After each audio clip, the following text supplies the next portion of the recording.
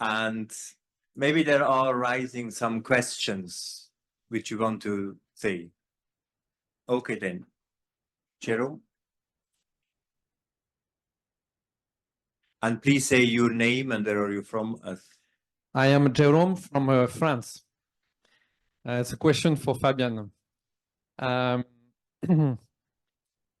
You spoke about the sins against creation. There are some sins I see that eating meat is doing harm. I stop eating meat, for instance. That's something which is really a sin. I can see it clearly. But then I felt I understood something about I do not go for some political action to change the society or the thing. And this could be also a sin. That's a problem for me. And I doubt if this doesn't belong more to the second week. And then where is the limit between what is a sin and what is the appeal to follow Christ in building the kingdom? In usual life, the things are more clear. I put a blow to my neighbor, it's clearly a sin, and there is no question. But for ecological sins, it is very complex. Then, how far it's a sin, how far it's an appeal to change, to follow Christ, and I would be interested to hear people who are specialists in spirituality, because I think this question is not pertaining specially to ecology, but how far is the sin, how far is the appeal to follow the Christ?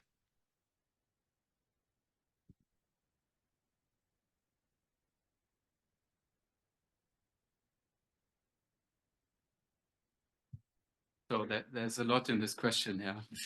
And basically, it's a great question to discuss this afternoon in your groups. So, yeah. I don't act politically, and this I call this a sin.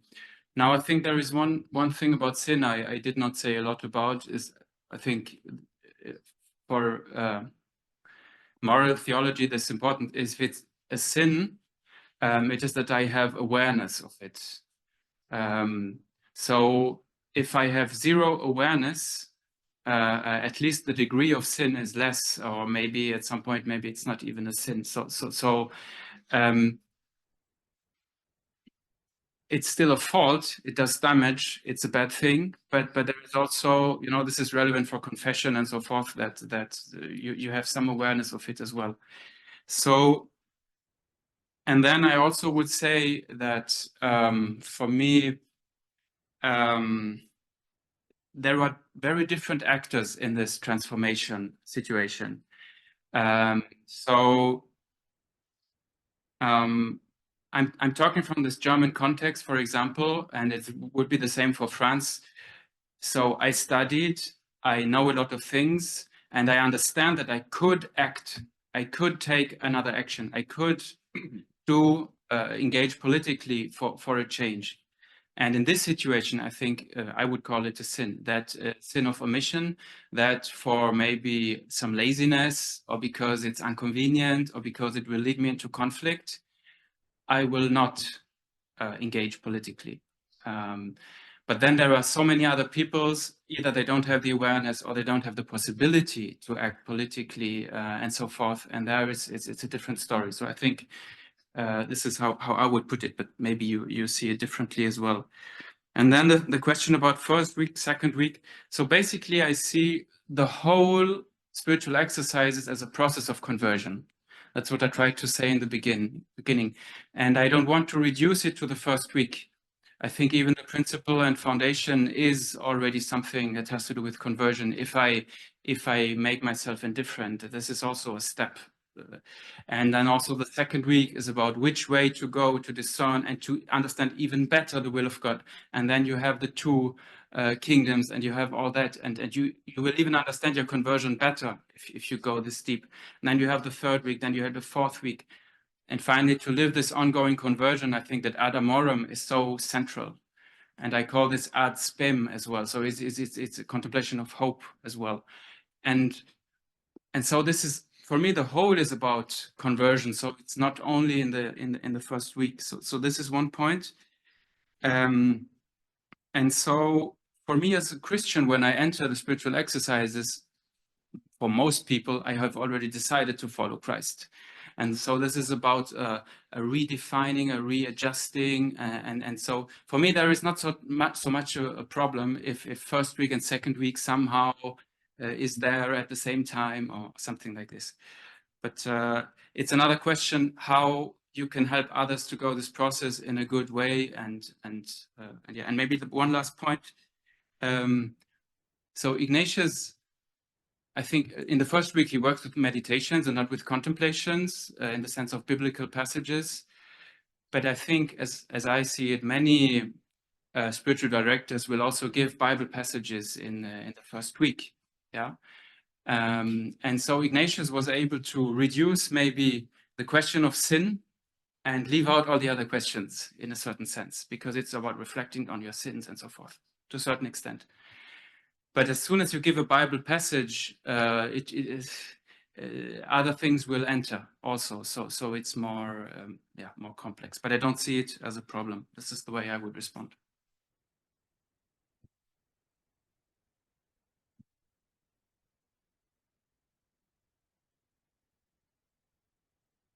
My name is Zaki. I'm a Jesuit from Lebanon. In fact, I was sharing with my neighbor a confusion which began yesterday, and it's coming more and more big. The confusion, it is about the beginning of the confusion is about the first precept.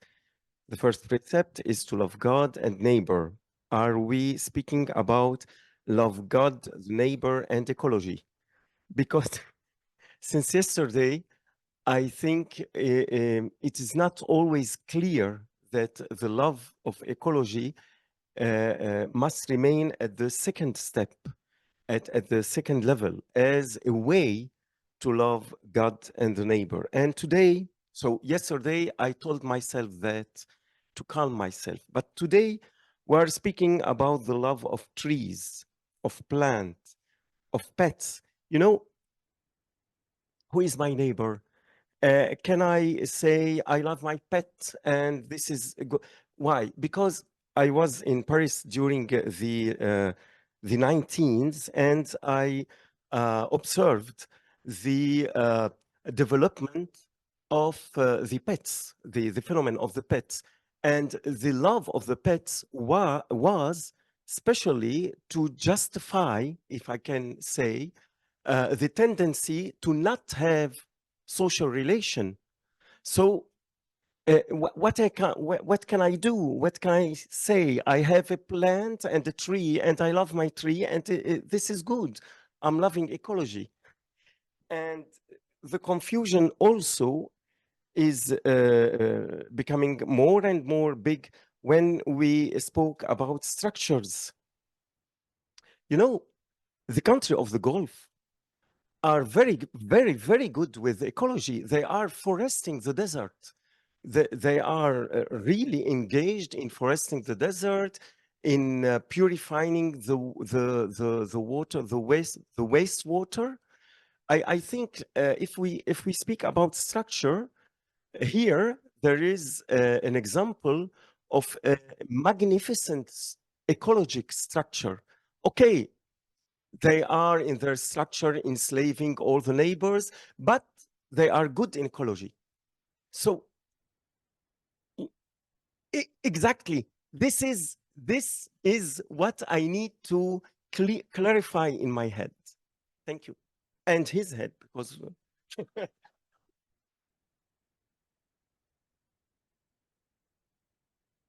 Also a good question for the groups.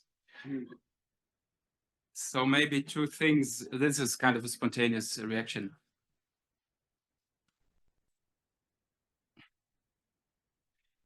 So I think, in fact, that love of pets or of animals, of trees, and etc. I think this is part of the conversion we have to do, that to understand that we can actually love the trees and so forth. So I think this is part of the conversion we have to do.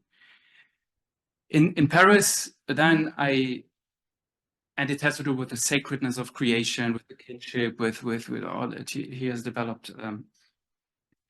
In Paris, we discussed a lot about the question, like, so I put it this way. The 4 relationships, they are not on the same level in a certain sense, but I would make another choice here. I would say, I put it in one little phrase at some point of my presentation, that the primary Christological concentration is the poor.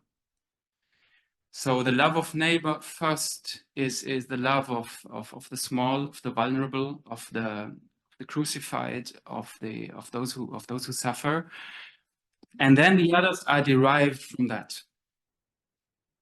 So I would put this, but then the Pope also says in Laudato Si that it's an illusion to think that I can love my neighbor. There is some number, I don't know which, but then I mistreat animals. And so actually what this means is that also in my love of neighbor, of the human neighbor, there is something of violence which I maybe don't seek, because there is only one love and only one heart. So if your heart is able of violence, then it will show its effects on all the 4 levels in a certain sense. So it's a complicated way of putting it. So on one side, I think we need a real conversion and see that I invite to enter into something like loving the trees and all that. But then for me, there is something, and here I come from theology of liberation, and all they have found out. You know, you can see Matthew 25 and everything. So there is some priority to the poor and to the suffering humans. But then this can also lead to, again, let go the ecological and the creatures and everything. So we must both develop both. Maybe you want to. I'll just add. I think it's good to be confused. It's good to have a question, and maybe through the days, maybe it's a clarifying of the question rather than an easy answer that. But anyway, I think it's good to have a question and to fine-tune the question. About pets, neighbor and pets, I feel pets, I think when we look at creation or nature, I think it's not a single bag and everything is there. I think with pets, my problem with the dogs that we have in our house, our fish, our turtle in there. I think there's everything is under our control. It is our space, and we have control over them. They live, they die, they eat, they don't. We have control over them. I think that's not nature. Nature is wild, and to engage with nature is to go to the wild rather than putting wild in a cage and putting it in your room. I don't think that's not the same. That's not the same thing. So anyway, but just to say, they don't fit one category, and it's a different relationship, one from the other. And maybe finally, a last comment. For neighbor, what is neighbor? Who is neighbor? Who is neighbor? And there's a preferential option for the poor. And I would also translate that to nature. What is neighbor in nature? And I think that's not also the same category, but especially places where there is harm. I think that for me, that's more neighbor, places where there is violence, which also includes communities. And I just allow myself one point about, you talked about oil countries, like, yeah. So I would say that there is a structure of sin which consists in basically an economic system which is destroying the earth. Okay, and part of this economic system is based on fossil energy, and my country has been a lot engaged in constructing this and so forth. So that there again, it's like what I was trying to say with Brazil and the meat question and all that. Who is the villain of the story? So I think countries that have completely based their economy on this despoiling of Mother Earth, there is a sin there. And also countries who on the other side of the globe are based on this, and so forth and so forth. So different participants in this structure of sin. And I just invite you to also maybe hear a call to deepen the knowledge about how, for example, CO2 emissions in the end will which effects it will have, and so forth and so forth. So I think for me it is very clear that there is something like how do you say, greenwashing about, you know, at the same time maintaining the structure of sin and then saying, yeah, but we have our nice forest here, poof, and we, you know, and at the same time the big sin, it just goes on. And there is also this question of, Wilfried from Germany. I have a question to both of you. Would be nice to have Pedro here as well, because both of you stressed quite rightly, I think, looking at the exercises, the communal aspect. Perhaps especially Fabian, but also you, Gabriel, you said, well, perhaps we have to realize or to come back and to become aware of the communal aspect again, rather than to focus on the anthropocentric view, shall we say. And this is a very interesting thing, especially from looking back to the topic of conversion, ecology, and so on.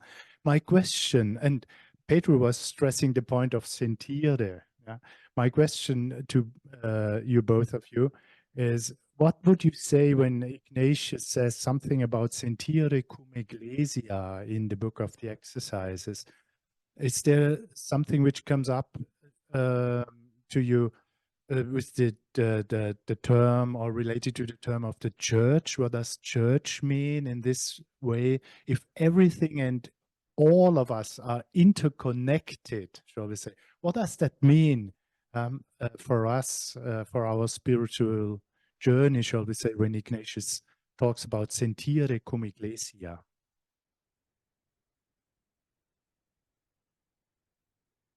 I'll just say a few words before. I think it's maybe already happening. I think in different parts of society, even the church, it's already happening. And I may be mistaken, but how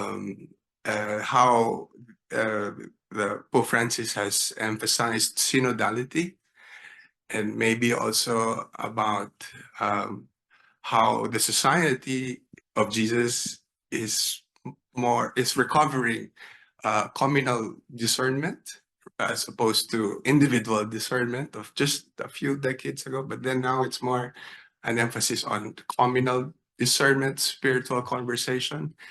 So I think there are I won't say pockets, but there are movements that are happening, an encyclical on fraternity.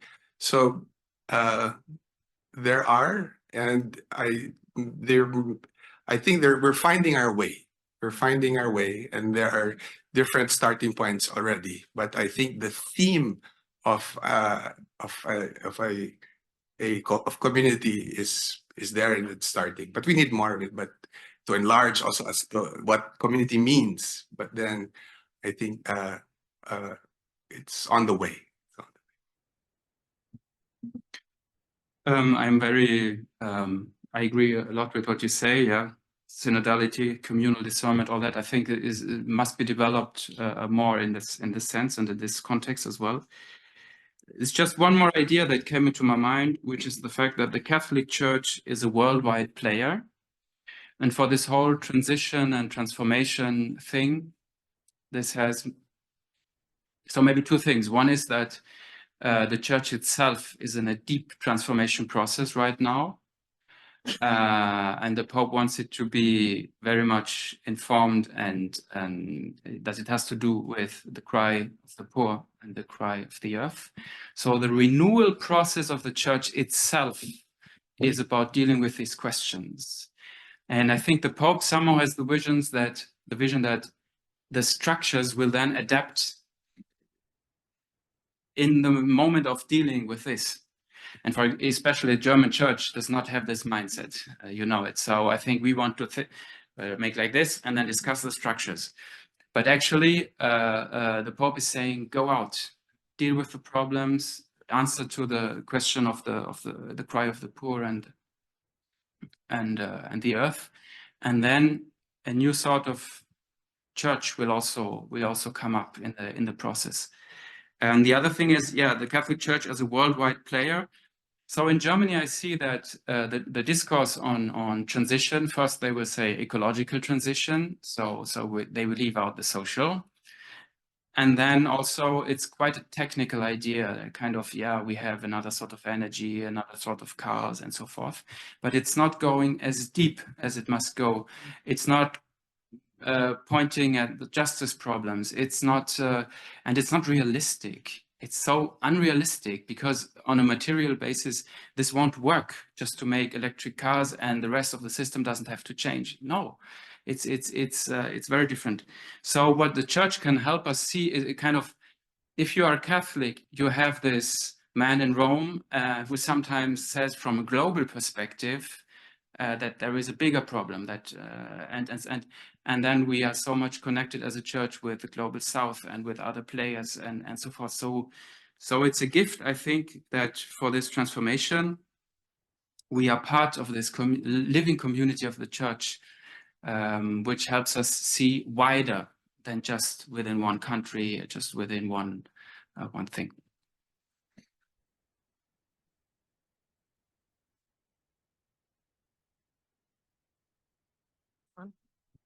I'm Yvonne from Canada, and I thank you both for the thought, the prayer, and the reflection you've put into this. You've been fabulously helpful. Fabian, my question is probably more addressed to you, though I'm reflecting in it on things you both shared. There was only one moment, I think, Fabian, when you brought up the fear, the topic of fear, and it was in the context of the contemplation on hell. And my understanding of the first week, grace, is that we want to get a real sense of our sinfulness and get to the place that is failed and broken within ourselves and find God there, meet God there. In my work in North America, I have worked with a lot of people who have come from overseas to North America, though mostly with North Americans. People are desperately afraid of what is happening. And that is one of the broken places in themselves that they need to reach in the first week. So I don't think we need to give them an exercise on climate hell. But I am wondering, have you considered what it looks like to help people reach that place of fear and meet God there and address it?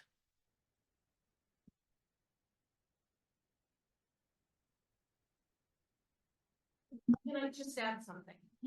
Sorry, I just want to clarify that about the fear. It shows up in so many ways. One is in denial. And another is in a sense of, I can't do anything about this, so I don't. So the various ways the fear is there, I also meant to ask about. Thanks.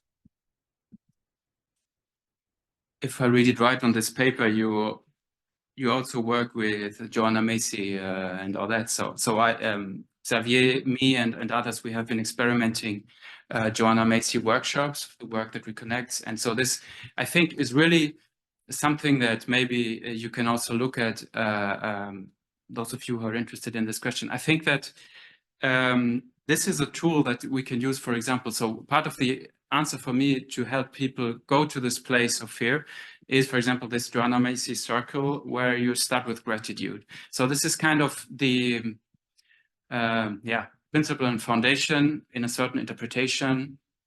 In many retreats, you will first give something to reconnect to gratefulness, thankfulness, help them be there, I'm accepted, and so forth. And then, so what some of these exercises of Joanna Macy is collective exercises, many of them can do is that it is precisely one way to have something collective and not individualized only. And also you can put into words, into images, the feelings, but in a safe space where this is accepted by others, it's not judged, and so forth. Now, what we were discussing on with Xavier in our 3 days sin reflection was one of the points that for Joanna Macy, it's not about sin. So I think there, good reflection is needed as well, but she does reflect on fear. So, for example, you can invite people to a sharing. What do I fear concerning the future? How in my daily life I used to deal with this fear.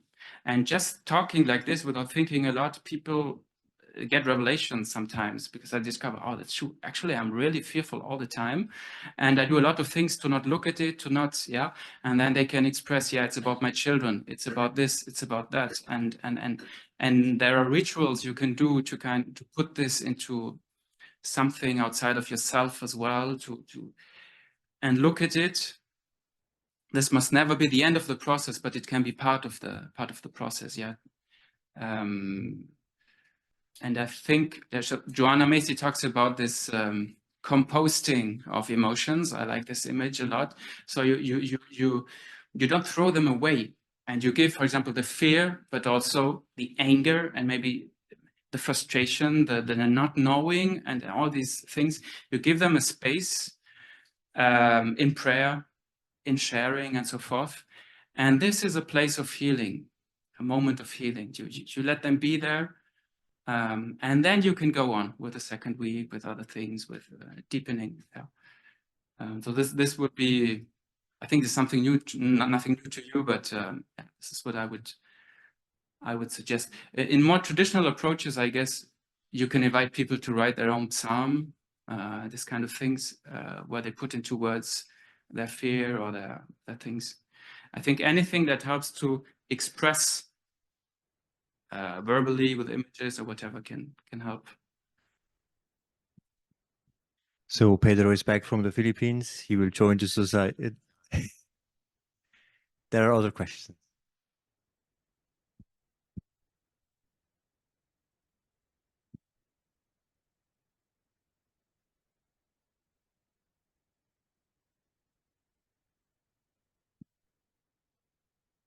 It's somehow a little linked with the previous question. When we start to speak about the sin, ecological sin, we deal with consequences which are huge. And it can be very quickly a very big burden for the people. So how can we deal with that, but not overburden the people by this question?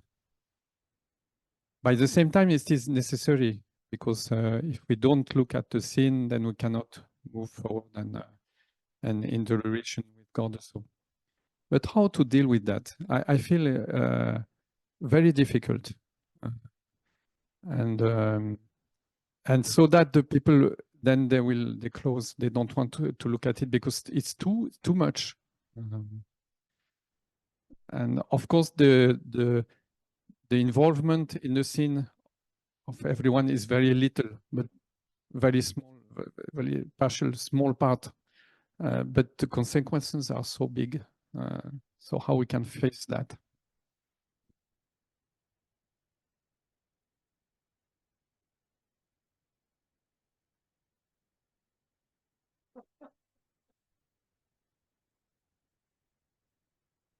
Half an hour.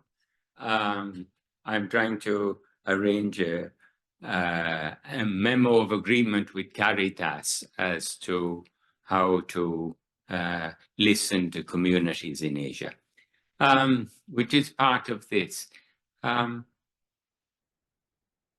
sin, like the fear, like so much, like the economy, that's so great. We cannot always address directly and certainly not resolve. But we do need to find, for those of us who gather on an occasion, a reconciliation amongst us and a simple effort to go forward. I find this with the youth where I am. They are slowly agreeing to come together once a month to talk about their problems, not only their financial problems, living in this world of which they have no way of overcoming. Yeah.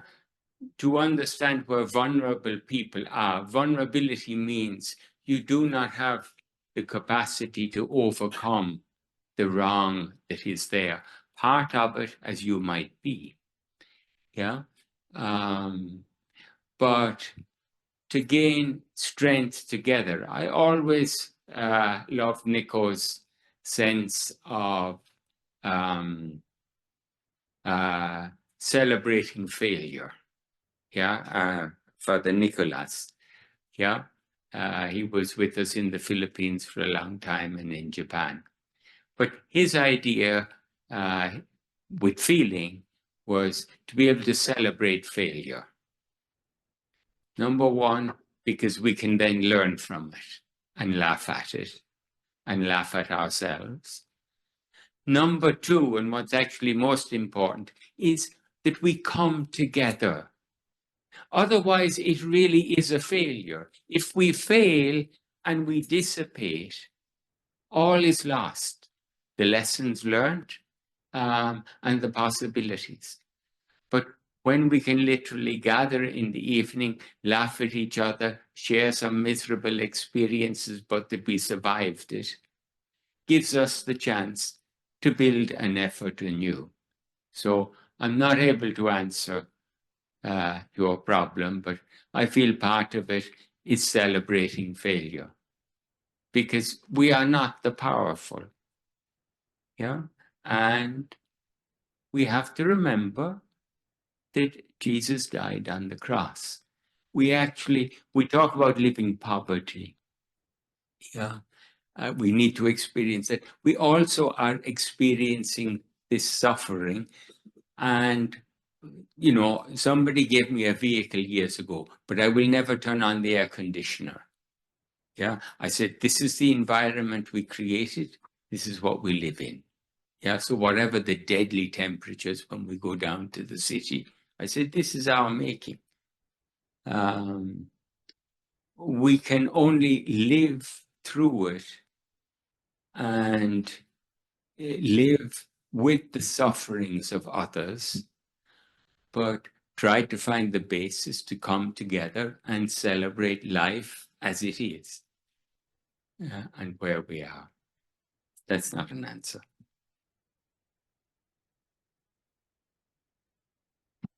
I'll just add.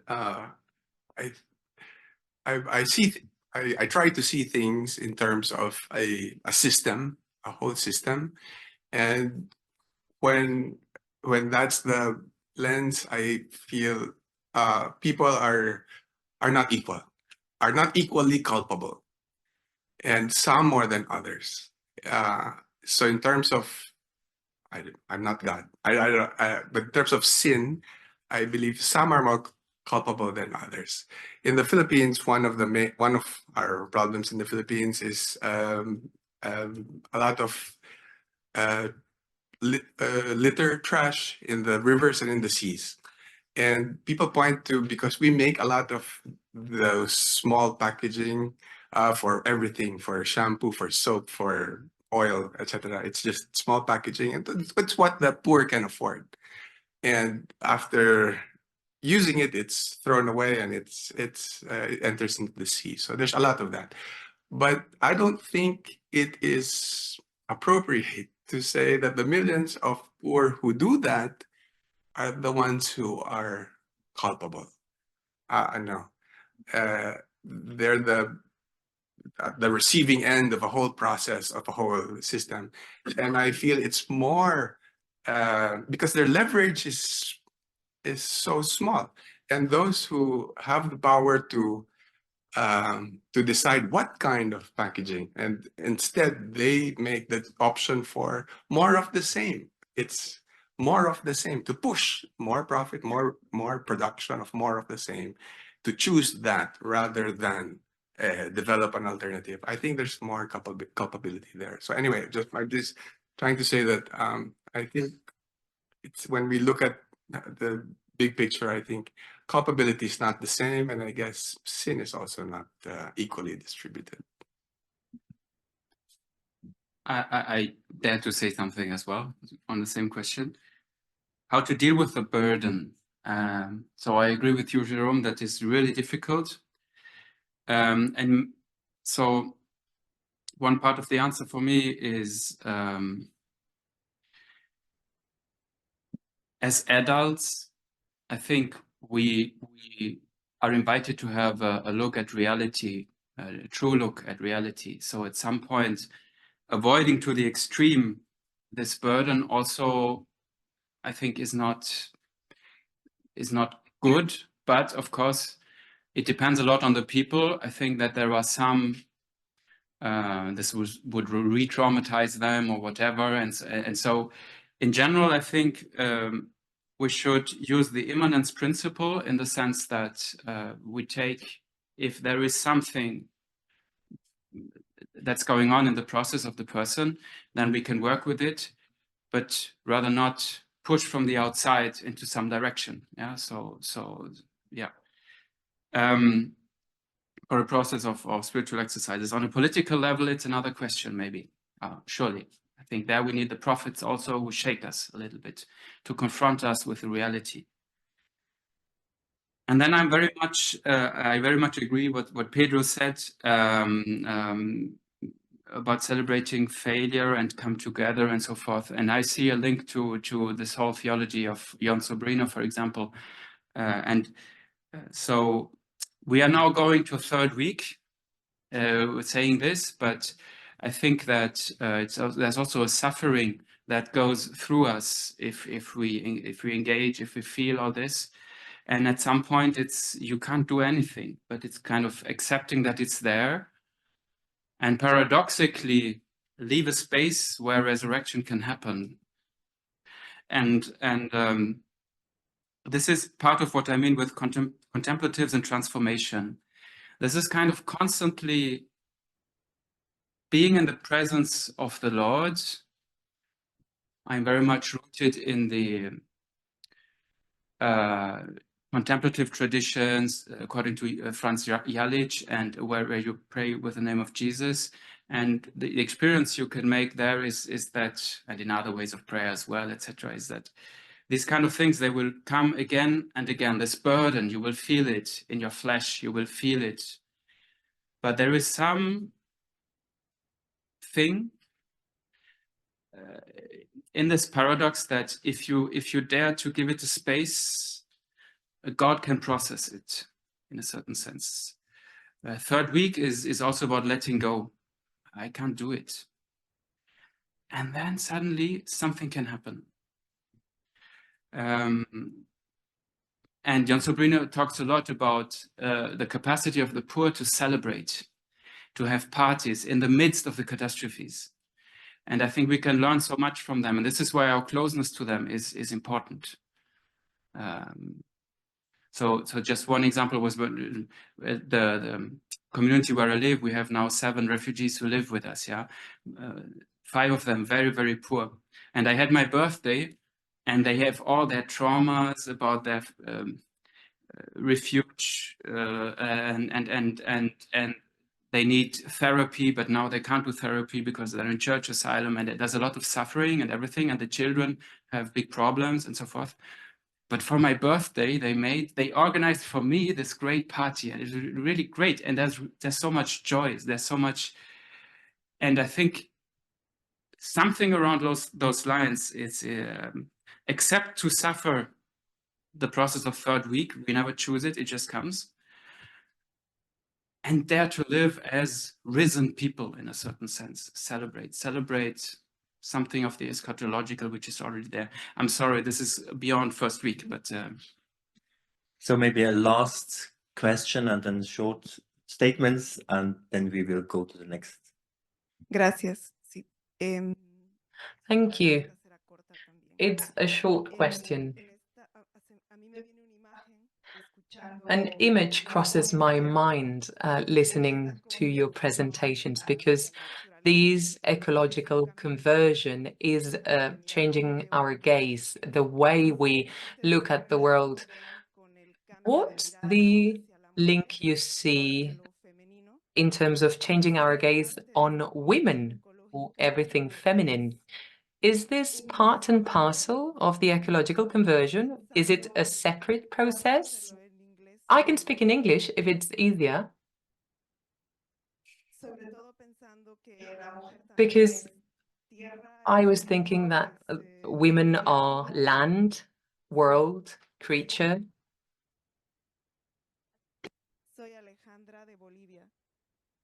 Sorry, I'm from Bolivia.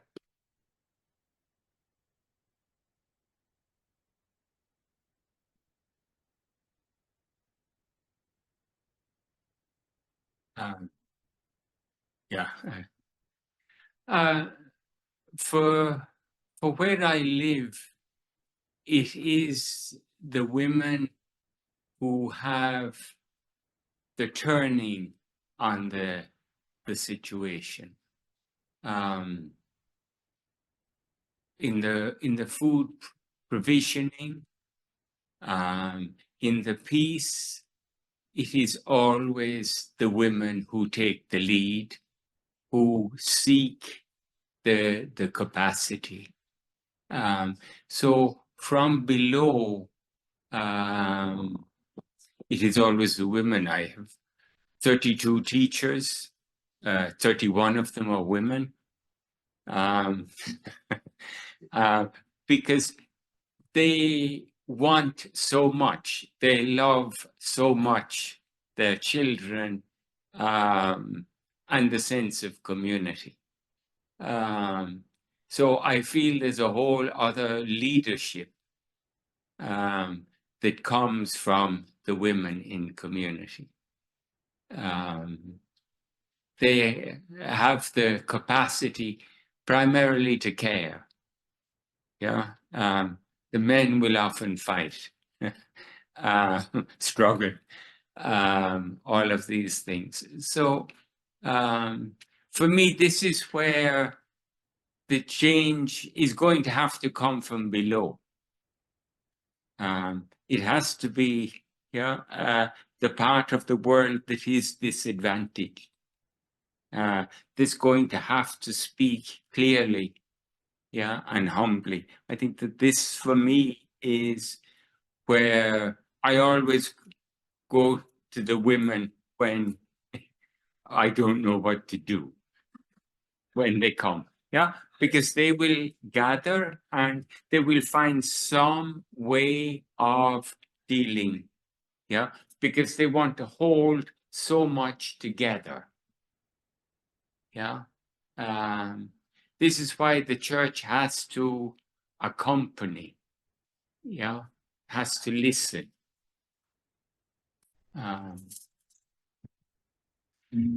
So I don't have the time to develop a lot, but I absolutely think that feminism would be important for this change, and that it's also somehow the dominance of men over women is part of the problem. Any types of domination, I think, is a problem. And this goes through the church as well. I think this is one of the shifts that we have to do, and it's complicated on a worldwide level and so forth. So simply say that, yeah, for me, there's all these things are linked, closely linked dominations, and as he said, part of the solution, I think, will be a main part maybe of the solutions will also be in this direction. Yeah, maybe we can discuss on the table afterwards. So then, thank you very much, Fabian, Gabriel, and Pedro.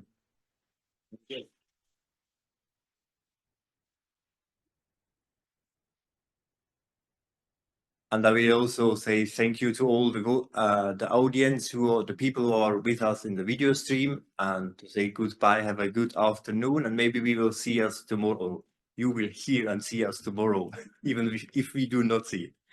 And now it's for the questions for afternoon, Xavier.